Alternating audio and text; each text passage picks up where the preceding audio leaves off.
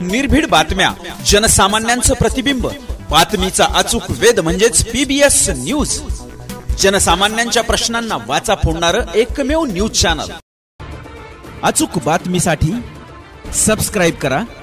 Subscribe केल्यानंतर त्यासमोरील घंटीवरचं button दाबायला विसरू नका। आपलं आवडतं चॅनल PBS न्यूज चॅनल।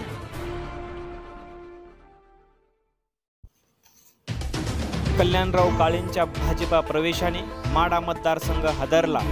वाडी-कुरोली या ठिकाणी अतिशय भव्य दिव्य सभामंडप व प्रचंड झालेली गर्दी पाहून माढा मतदारसंघ हादरला असून काँग्रेसला अखेरचा रामराम करत कल्याणराव काळे यांनी मुख्यमंत्री देवेंद्र फडणवीस यांच्या उपस्थितीमध्ये भाजपामध्ये प्रवेश केला। यावेळी महसूल मंत्री चंद्रकांतदादा पाटील, माजी खासदार रणजितसिंह मोहिते पाटील, माढा लोकसभा उमेदवार रणजितसिंह निंबाळकर, माजी आमदार शाजीबापू पाटील, माजी आमदार धनाजी साठे, माजी आमदार सुधाकर पंत परिचारक, शिवाजीराव सावंत, आमदार प्रशांत परिचारक आदी मान्यवर मंडळी उपस्थित होती।